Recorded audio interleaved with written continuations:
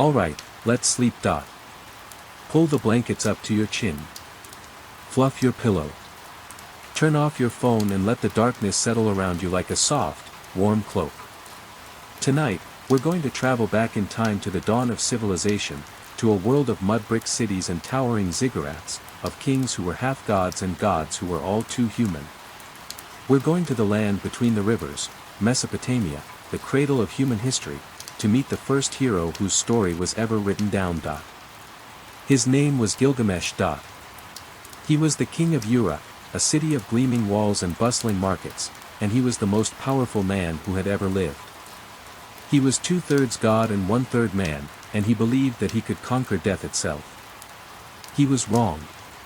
But his journey, and the story of his journey, has survived for more than 4,000 years, the oldest epic in the world, the first tale of a man who refused to accept his own mortality. This is the story of Gilgamesh. Part 1, The City of Uruk.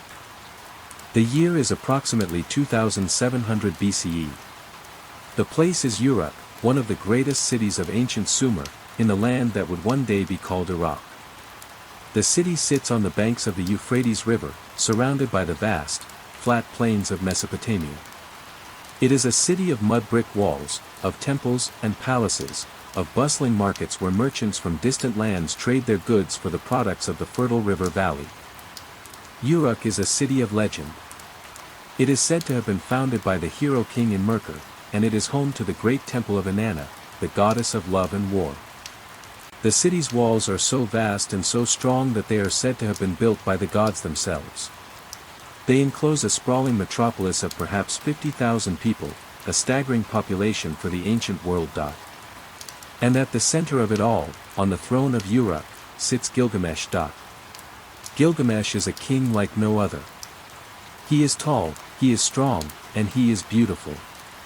He is said to be 2/3 god, the son of the goddess Nineveh and the mortal king Lugalbanda, and 1/3 man. His strength is legendary, his courage unmatched, and his ambition boundless. He has built the walls of Uruk, he has led his armies to victory, and he has brought wealth and prosperity to his people.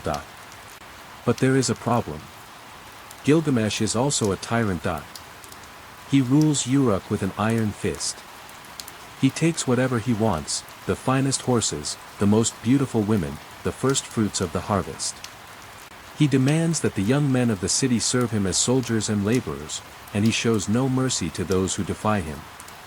The people of Uruk live in fear of their king. They pray to the gods for relief. The gods hear their prayers. Part 2, The Creation of Enkidu. The gods of Mesopotamia are not distant, abstract beings. They are as real as the sun and the rain, as capricious as the floods that sweep across the plains. They live in the heavens, but they walk the earth, and they meddle in the affairs of mortals. The chief of the gods is Anu, the god of the sky.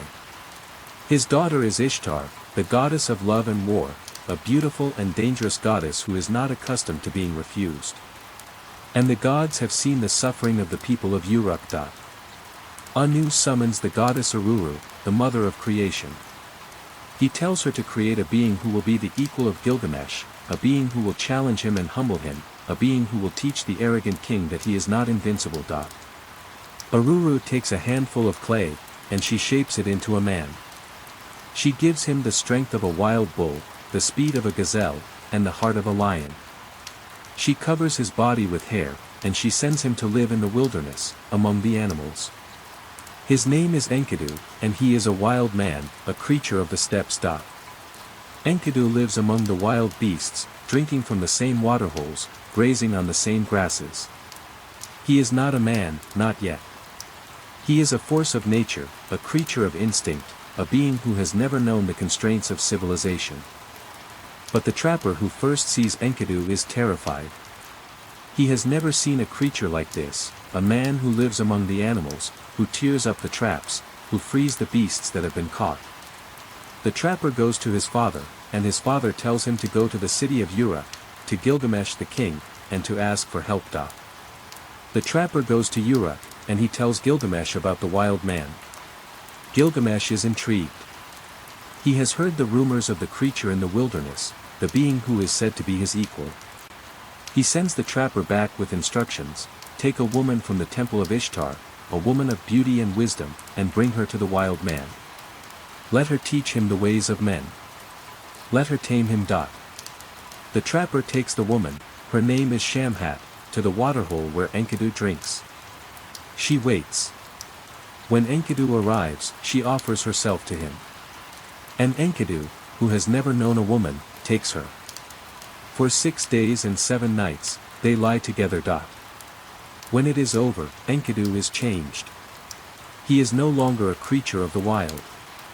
He has tasted the pleasures of civilization, and he can no longer return to his old life. The animals flee from him, sensing that he is no longer one of them. Enkidu is alone. He is human. Shamhat tells him about Gilgamesh, about the king's strength, his arrogance, his tyranny. She tells Enkidu that he is the only one who can challenge the king, the only one who can humble him. Enkidu agrees.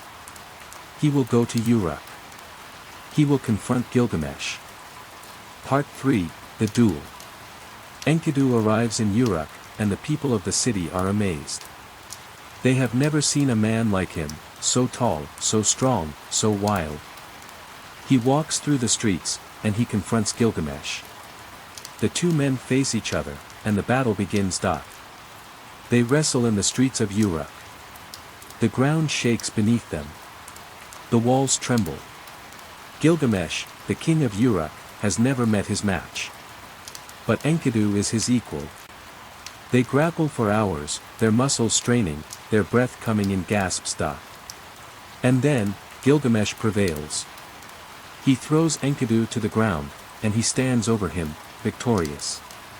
But he does not gloat. He does not kill. Instead, he reaches down and offers Enkidu his hand. He has found his equal, his companion, his friend. From that moment on, Gilgamesh and Enkidu are inseparable. They are brothers in arms, two halves of a whole. Together, they rule Uruk. Together, they decide to seek adventure. Part 4, The Cedar Forest. Gilgamesh is restless. He has conquered his enemies, he has built his walls, and he has found his friend. But he wants more. He wants glory. He wants to make a name that will endure forever. He proposes that they travel to the Cedar Forest, a vast, dark forest in the mountains of the west, a place of mystery and danger. The forest is guarded by Humbaba, the terrible giant, a creature of nightmares who is said to breathe fire and whose voice is like thunder. Gilgamesh wants to kill Humbaba. He wants to cut down the cedar trees and bring them back to Uruk. Enkidu is horrified. He knows about Humbaba. He has heard the stories from the animals of the wild. He tells Gilgamesh that the giant is a servant of the god Enlil, that he is not to be trifled with. But Gilgamesh is determined. He will not be deterred. The two friends prepare for their journey. They gather their weapons, axes, swords, and bows. They pray to the gods for protection. And they set out. The journey to the Cedar Forest is long and perilous. They cross mountains and rivers, they fight off wild beasts, and they endure the scorching heat of the sun. But finally, they arrive at the edge of the forest. The Cedar Forest is a place of silence and shadows. The trees are so tall that they seem to touch the sky. The air is thick and heavy, and the ground is carpeted with fallen leaves. And there, in the heart of the forest, they find Humbaba. The giant is even more terrifying than the stories. He is covered in scales, his eyes burn with fire, and his roar shakes the trees. But Gilgamesh and Enkidu do not flee. They attack. The battle is fierce. Humbaba breathes fire, and the friends are forced to retreat. But Gilgamesh calls upon the gods, and the gods answer. A great wind rises, and it strikes Humbaba in the face, blinding him. Gilgamesh and Enkidu press their advantage. They strike again and again, until the giant falls. Humbaba begs for mercy. He offers to become Gilgamesh's servant, to guard his city, to serve him forever. But Enkidu urges Gilgamesh to show no mercy. They have come to kill the giant, and they must do it. Gilgamesh hesitates, but then he strikes the final blow. The Cedar Forest is theirs. They cut down the trees, and they build a great raft to carry the timber back to Uruk. They are heroes, and they are triumphant. But the gods are not pleased. Part 5, The Bull of Heaven. Ishtar, the goddess of love and war, has been watching Gilgamesh. She is beautiful, she is powerful, and she is used to getting what she wants. She wants Gilgamesh. She approaches him and offers herself to him. She promises him wealth, power, and eternal fame. She will make him her consort, and he will rule beside her in the heavens. But Gilgamesh refuses. He knows Ishtar's reputation. He knows that she has loved many men before him, and that all of them have come to ruin. He reminds her of her lovers, Tammuz, the shepherd, who she loved and then condemned to the underworld, the lion, whose strength she admired and then destroyed, the stallion, whom she broke and drove mad. He tells her that she is a trap, a snare, a fire that consumes everything it touches. Ishtar is furious. No one has ever refused her. She goes to her father, Anu, and demands revenge. She tells him to send the Bull of Heaven to destroy Gilgamesh and his city. Anu is reluctant. He knows that the Bull of Heaven is a creature of immense power, and he knows that unleashing it on the earth will cause great destruction. But Ishtar threatens to break down the gates of the underworld and release the dead. Anu gives in. The Bull of Heaven descends upon Uruk. It is a creature of nightmares, a massive beast with horns that pierce the sky, with eyes that burn like coals, with a breath that withers crops and kills livestock. The people of Uruk flee in terror. Gilgamesh and Enkidu do not flee. They confront the bull. Enkidu grabs the bull by its horns, and Gilgamesh drives his sword into its neck. The bull falls, and the two friends stand over its body, victorious. But Ishtar has not forgiven them. She stands on the walls of Uruk, and she curses Gilgamesh. She promises that he will pay for his arrogance. Part 6, The Death of Enkidu. Ishtar's curse takes effect. The gods hold a council. They decide that someone must die for the killing of Humbaba and the Bull of Heaven. That someone is Enkidu. Enkidu falls ill. A fever consumes him, and his strength drains away. He lies on his bed, his body racked with pain, his eyes dull with exhaustion. He curses the trapper who first saw him, and he curses Shamhat, the woman who tamed him. But his curses are empty. He is dying. Gilgamesh sits beside his friend, helpless. He watches as the life drains from Enkidu's body. He holds his hand, but he cannot save him. Enkidu dies, and Gilgamesh is alone. The death of Enkidu shatters Gilgamesh. He has never known grief like this. He tears his clothes, he tears his hair, and he howls like a wild animal. He has lost his friend, his brother, his other half. And for the first time, he is afraid. He is afraid of death. Part 7, The Quest for Immortality. Gilgamesh cannot accept that he will die. He is 2/3 God, after all. There must be a way to escape death, to find eternal life. He has heard of a man who achieved immortality, Utnapishtim, the flood hero, who survived the great deluge and was granted eternal life by the gods. Utnapishtim lives at the edge of the world, beyond the mountains, beyond the sea.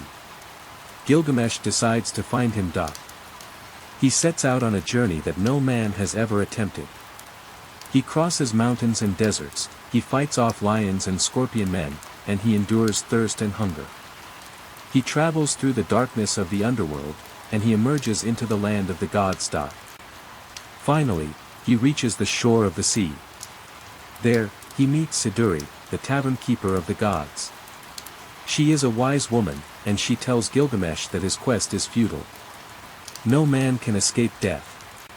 The gods have decreed that death is the fate of all mortals. But Gilgamesh will not listen. He continues his journey. He crosses the sea, and he arrives at the island of Utnapishtim. Part 8, The Story of the Flood. Utnapishtim is old, but he is not frail. He is a man who has seen the end of the world and survived. He tells Gilgamesh his story. Long ago, the gods decided to destroy humanity with a great flood. But one of the gods, Ea, warned Utnapishtim. He told him to build a great boat, to fill it with the seed of all living things, and to wait for the flood. Utnapishtim built the boat, and when the flood came, he and his family survived.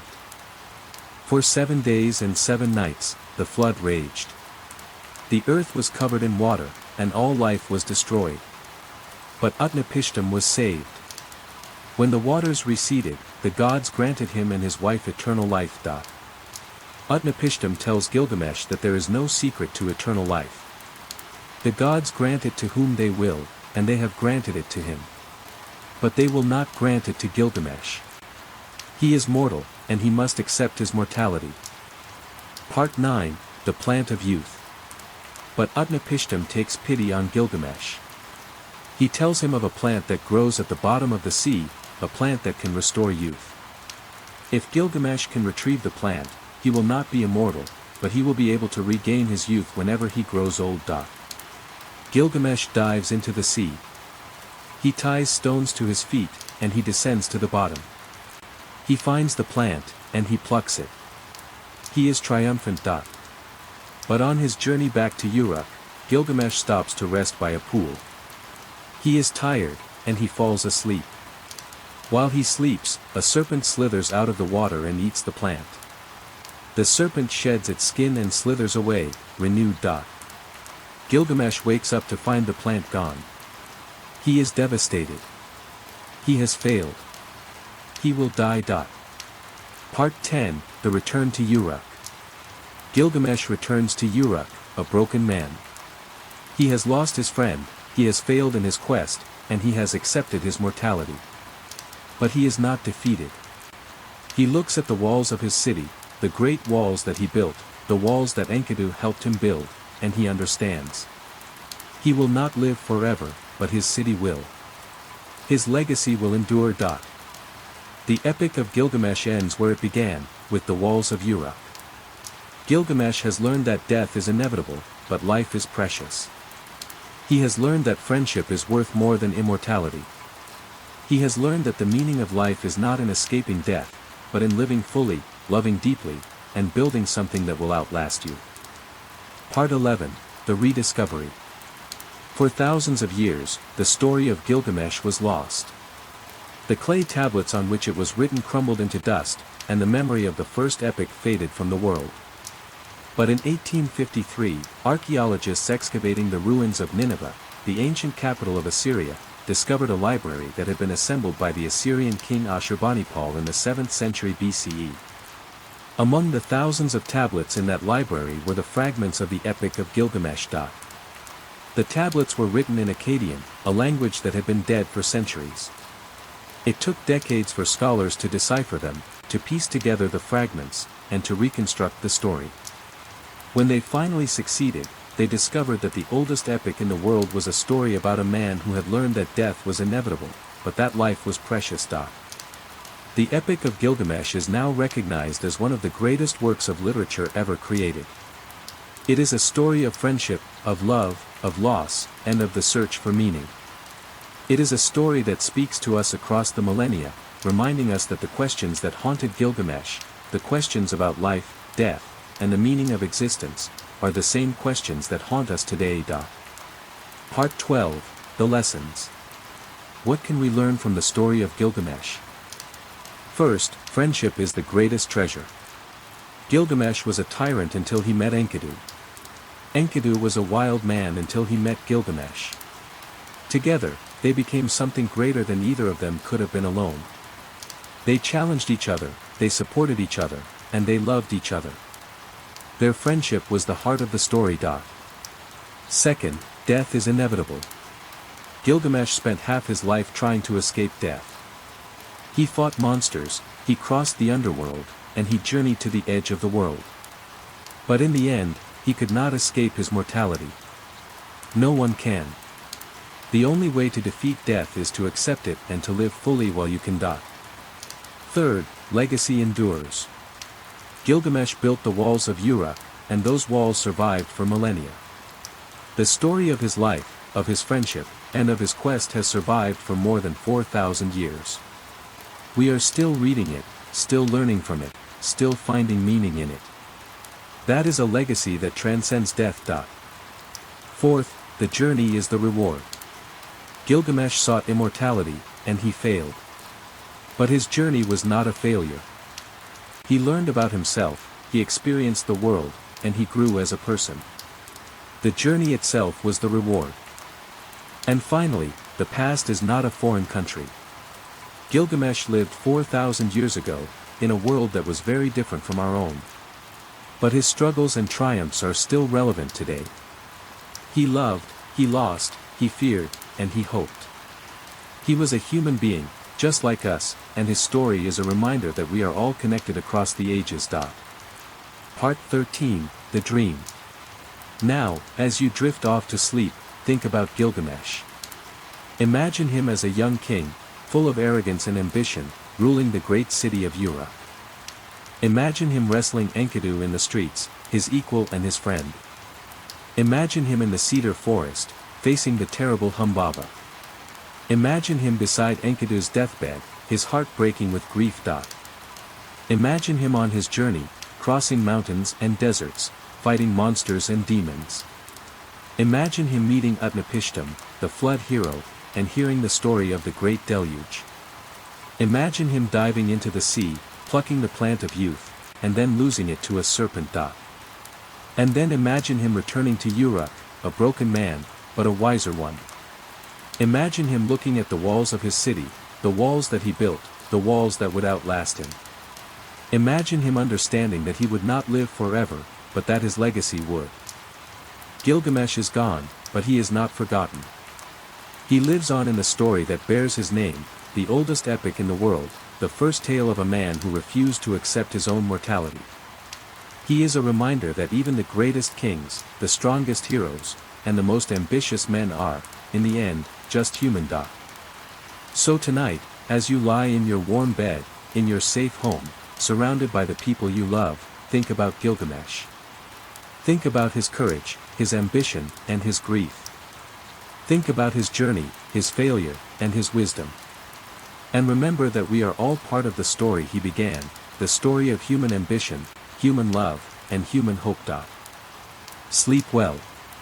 Sleep deeply. And may your dreams be filled with the sight of ancient walls, the sound of the Euphrates, and the wisdom of a king who learned that the only way to defeat death is to live fully. Good night.